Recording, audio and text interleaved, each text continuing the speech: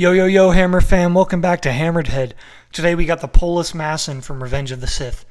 Before we get started, I want to give a huge shout out to JKG583 for becoming the latest Patreon subscriber. He's a longtime supporter of the channel, so I'm really ecstatic to have you join the Patreon family. Your contributions go a long way to supporting the channel, so thank you so much for all that you do for us. Without further ado, let's get started. I think these guys look really funny. They're like a little cute. It's like their blank faces like that. It's a funny pose he's got going on here too. He's like, hey, what's up? So they look friendly, if just a bit unsettling. But he's a medic, so he must be nice. Cool alien looking picture up top. Polis Massans are known throughout the galaxy for their extraordinary medical skills. They are compassionate and value freedom highly. Obi-Wan turns to this gifted species in a desperate attempt to save the life of a friend. And then a pretty basic pose there. I really like the idea of Polis Massa. Like, I guess it's just a giant asteroid that these guys live on or something. The Battlefront 2 map was okay, but conceptually as like a Star Wars location, it's pretty sweet. And these guys definitely look like the type that would live on just an asteroid hanging out. But let's get him out of the box and take a closer look. There he is. He looks pretty good. As usual, I want to get the bigger negatives out of the way right up front. So he's kind of a figure you're going to want to set up very carefully and then not really touch too much. Just because he's very delicate in a sense. The headpiece is extremely loose. It falls off really easy. He doesn't have that firm of a grip on the blaster. And he doesn't stand up that well. He's not terrible. He does have ball joint ankles, which helps. So it's not like impossible to stand him up. But just due to the way the sculpt is made, he's just a little off balance.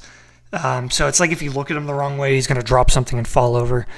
So I do find that a little bit annoying. But appearance-wise, I think he's really good. Just taking a closer look. It's hard to focus because his face is so white. But yeah, I like the simplicity of the face.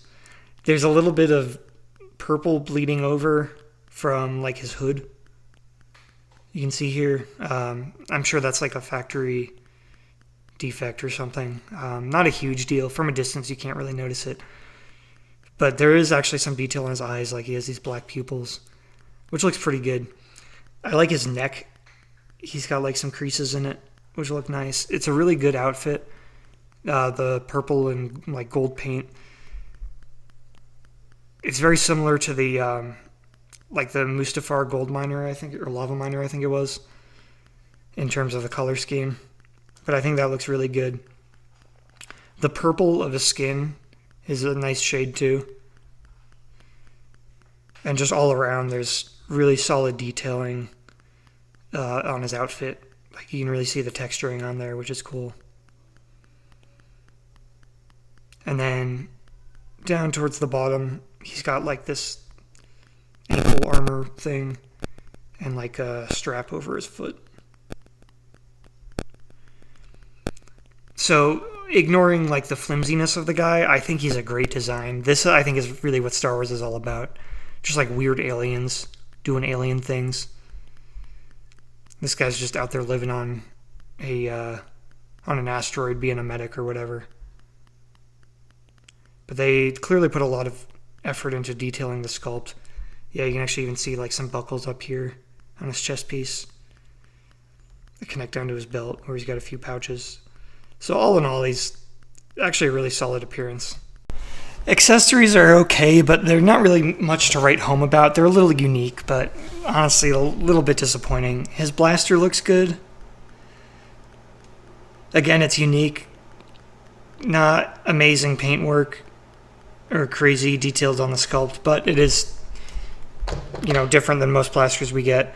Again, he doesn't hold it very well, but he has this like open holster here.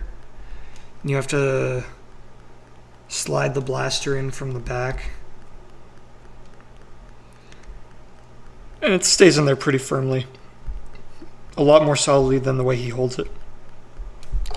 Then he has this like medical laser thing that he could hold, but it's so small. Again, he wouldn't grasp it that well, and you wouldn't even really see it. So what you're supposed to do is attach it up in his shoulder here, where it does fit well, and it's in there decently solidly enough. Like, it's not going anywhere. But at that point, it's like, why wouldn't they just sculpt it onto the figure? Why even include it as an accessory? It should just be like part of the main sculpt. But I guess you could take it off if he's like off duty or something. And then similar thing with the headpiece.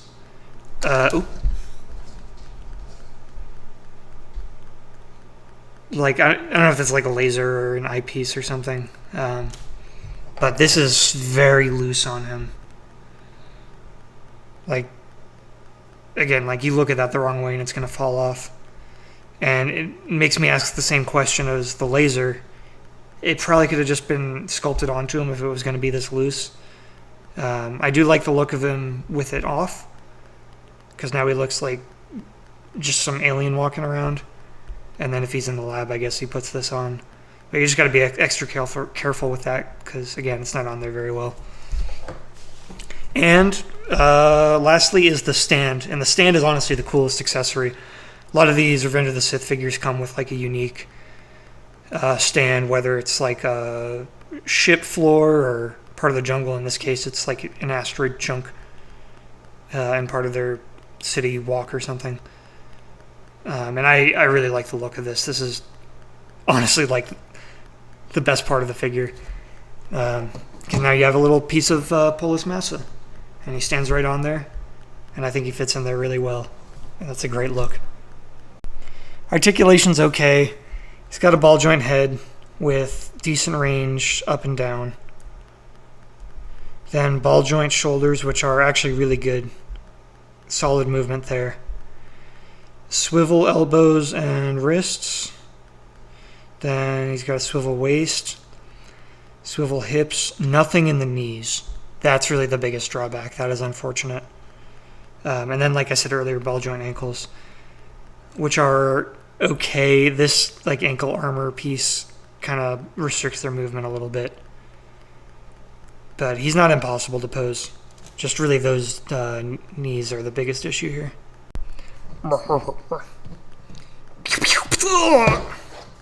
Shuba. There you go, the Polis Massan medic. He's a little disappointing in terms of posability and just overall sturdiness, but he is a relatively unique looking alien, so he's pretty iconic. I think the details are really good. So once you just get him standing there, especially if you use the stand he comes with, he does look pretty phenomenal. So given the price he usually goes for, I do still think he's worth it. But let me know what you think in the comments. As always, thank you to my Patreon subscribers. Be sure to follow on YouTube, Instagram, and Facebook. Check out the Patreon page, and don't forget, stay hammered.